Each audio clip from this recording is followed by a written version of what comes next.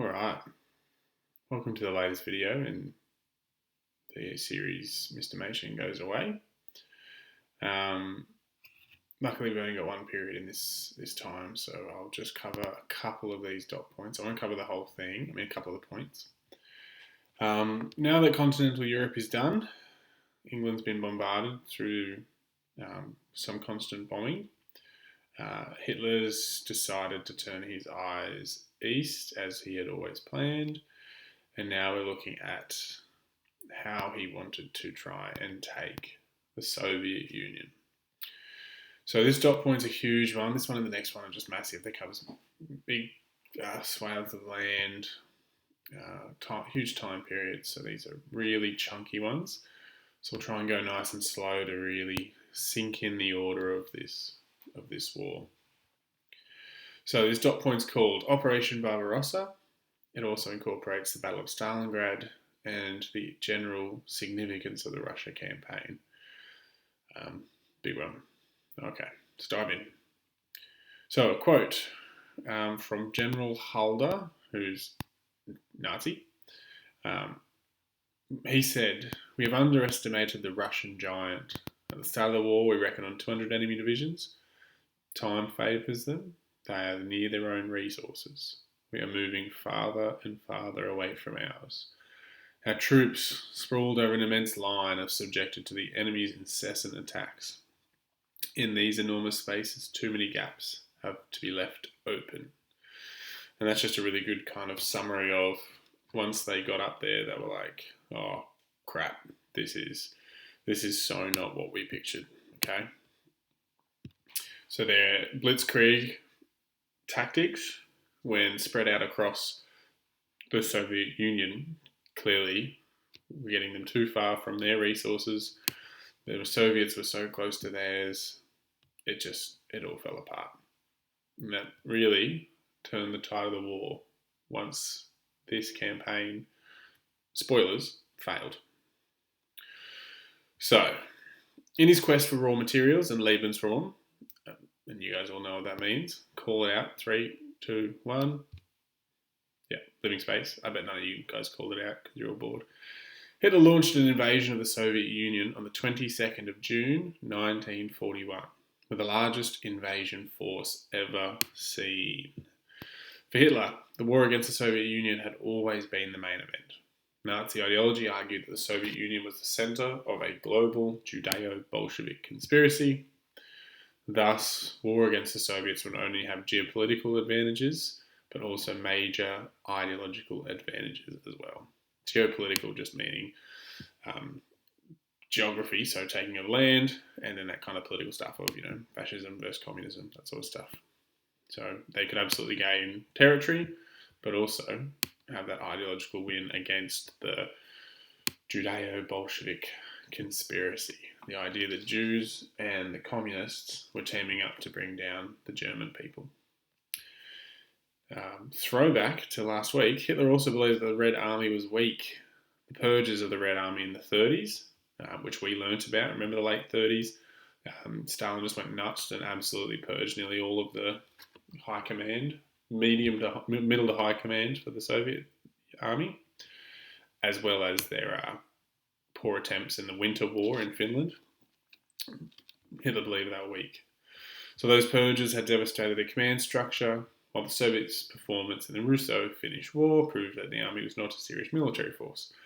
Hitler believed that this campaign would be over in 6 weeks. And as I mentioned last week, they didn't pack any winter gear because they believed it was going to be simple.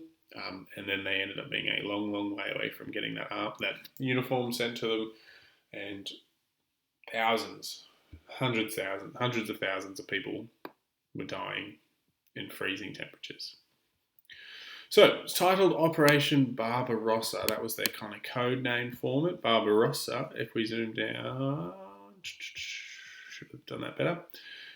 Named after the German emperor of the Middle Ages who had driven into the east to establish territory for the German Empire. So it's very fitting for them just to be like, we're just doing the same thing that old Barbie did. Okay, back up. 3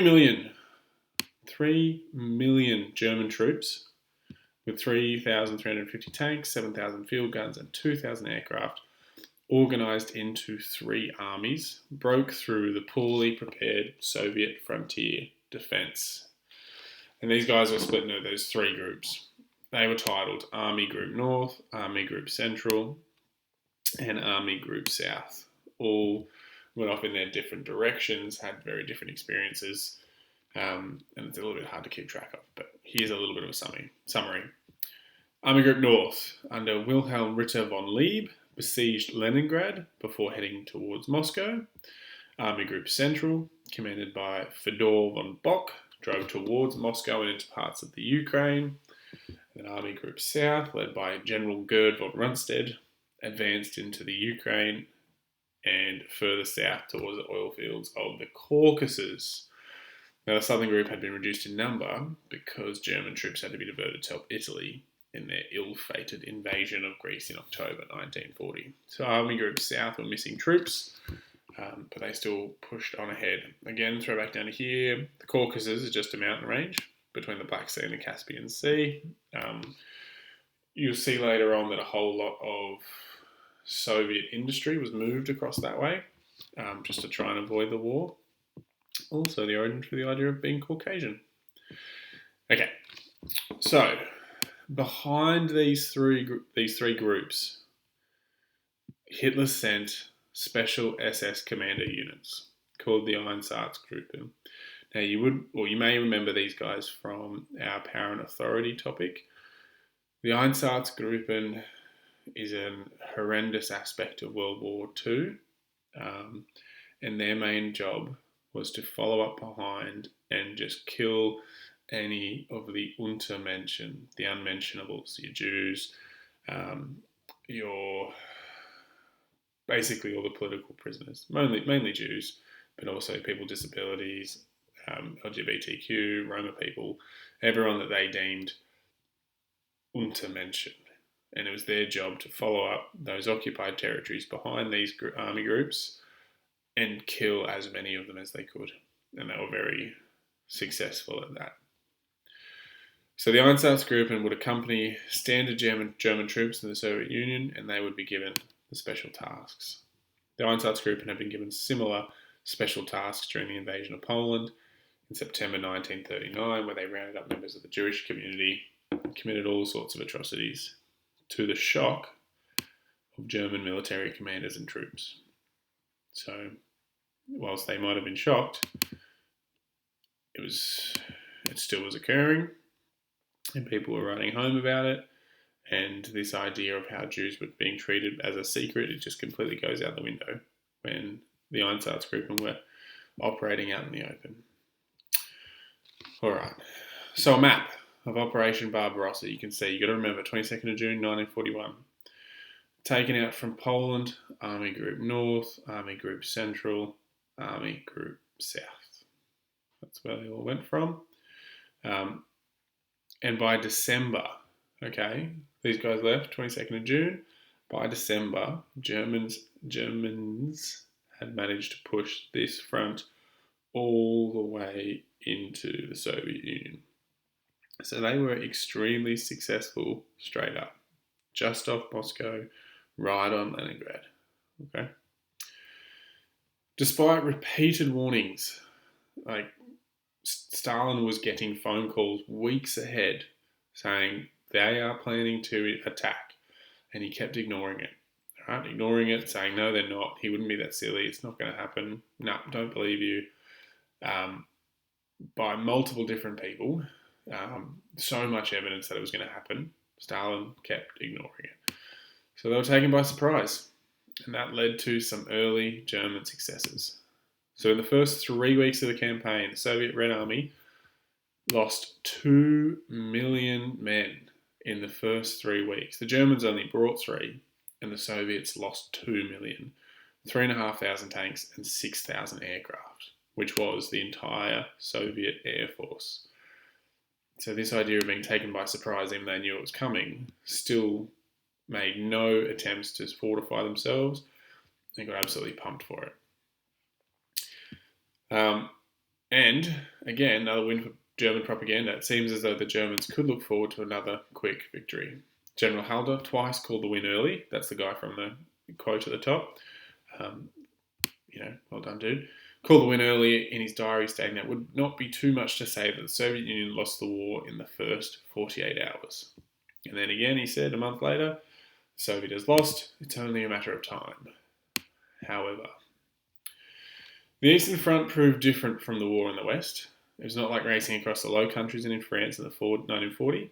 And by early 1942, 6-7 months after they started, when the initial German attacks had faltered, Rundstedt wrote, "The vastness of Russia devours us." I love that line. The vastness of Russia devours us. Look again here.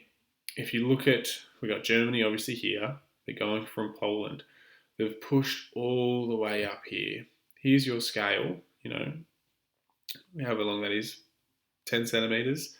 So every one of those is another 500 kilometres. So they're looking a couple of thousand k's from where their base is.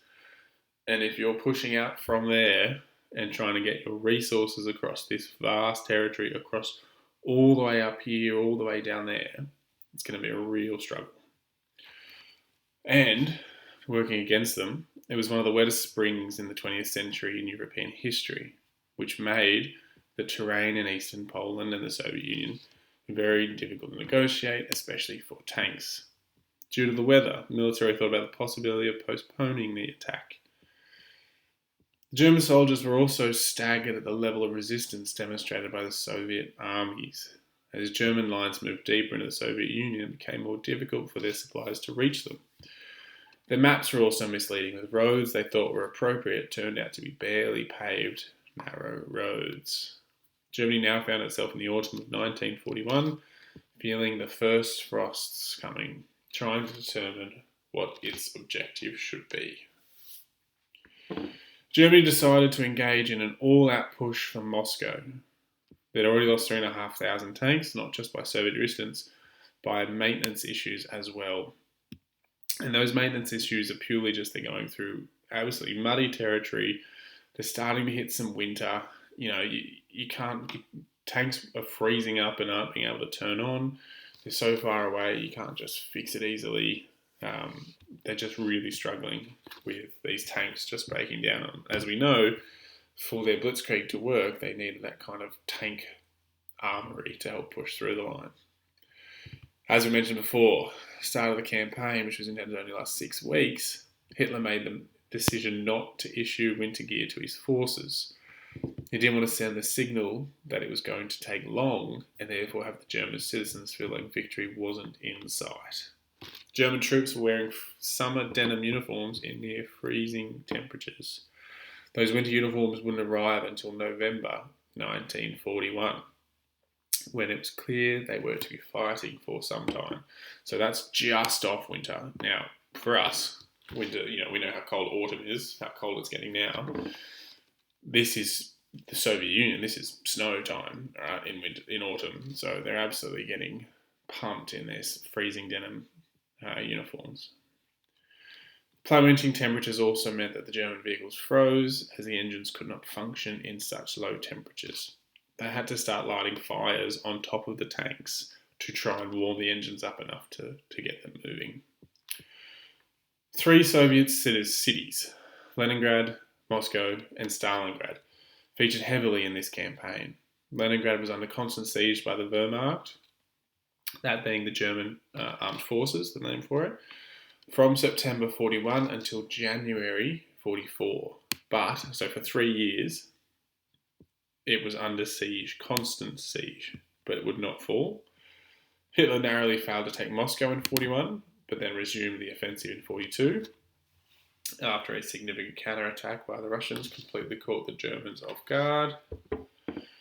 The German army ultimately failed to take Leningrad and Moscow due to supply and communication problems, the worst winter in 140 years, and the remarkable courage and patriotism of Soviet forces. The Soviet counteroffensive halted the blitzkrieg, leading to a war of attrition, which Hitler had greatly feared, especially because the Soviets are so close to their resources. Germans' resources are so far away, war of attrition would burn out Germans much faster than the Soviets. So then he decided to focus on the city of Stalingrad, which offered very little in terms of strategic value. However, Hitler had convinced himself that a psychological victory could be won by capturing the city named after the Soviet leader. Again, this is another example of Hitler taking charge in military ideas for propaganda reasons, and to the detriment of the German army. Like, there was generals, there was leaders telling him, dude, this is the wrong idea.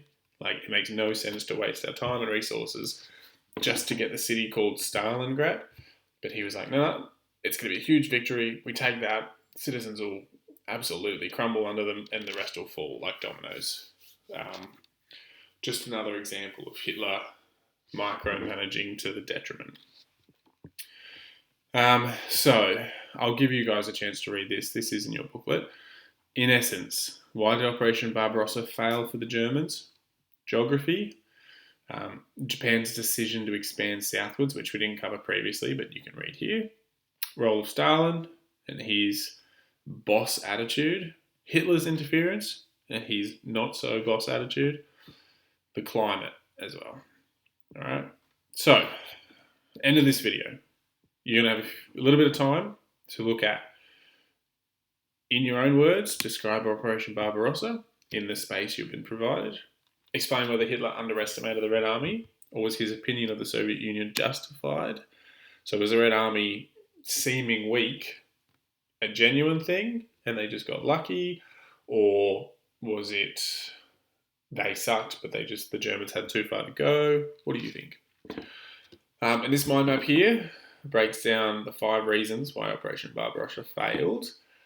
I want you to pick 3 that you think are the most important and why. So which 3 of these, geography, Japan, Stalin, Hitler, climate, which 3 are the most important in your eyes, and tell me why.